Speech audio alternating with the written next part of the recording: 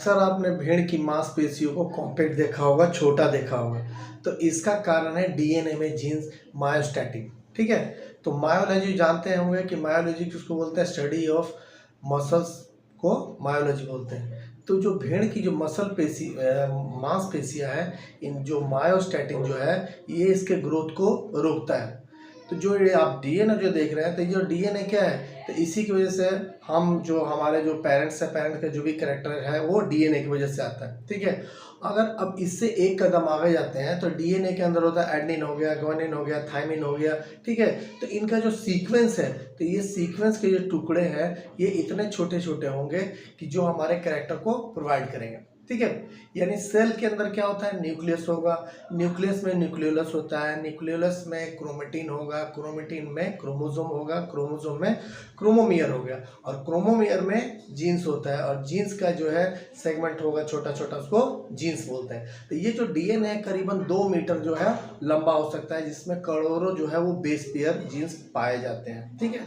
तो अब उन करोड़ों को मैं कैसे पहचानेंगे कि किस जीन्स को हमें काटना है, ठीक है, या हटाना है। तो उसको पहचान करने के लिए गाइड आरएनए भेजते हैं।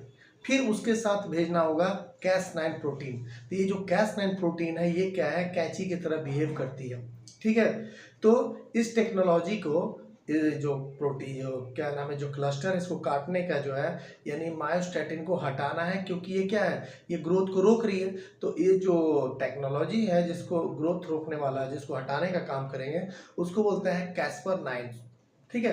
तो Cas9 का जो फुल फॉर्म होगा clustered regularly interspaced short palindromic report. ठीक। अब साइंटिस्ट ने कहा कि भाई हमारे पास एक कैंची आ चुकी है जिसे मन चाहा जो है वो लोग टिश्यू सेल को हम लोग काट सकते हैं। तो शेरे कश्मीर जो यूनिवर्सिटी ऑफ एग्रीकल्चर है, तो वहाँ के साइंटिस्टों ने ये अचीवमेंट प्राप्त किया। ठीक है। जिसको बोलते हैं Cas9 टेक्नोलॉजी। तो ये Cas9 टेक्नोलॉजी में क्या हो गया, ये फंक्शन जो है वो डीएनए को यानी कि मायोस्टैटिन भाग को काट देगा, और काटने के बाद इन मतलब क्या है, साइलेंट कर देगा। यानी हम जिस चीज़ को चाहते हैं कि काम ना करे तो साइलेंट हो जाएगा, और जिसको चाहते हैं कि भाई वो एक्टिव हो ज़्यादा तो उसको इन्हांस करेंगे। ठीक है। तो अब इन्हांस की वजह से चूंकि इसका बॉडी कट चुका है, मायोस्टैटिन हमने काट दिया।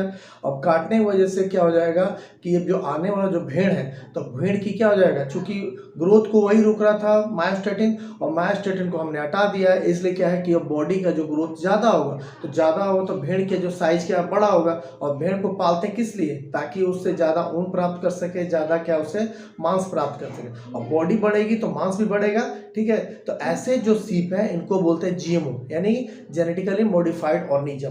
तो ये लगभग आज जो साइंस जो तरक्की करी है, तो मैक्सिमम चीज़ जीएमओ बेस्ड पे ही है। ठीक है। मिलते हैं नेक्स्ट वीडियो में, तब तक के लिए थैंक यू।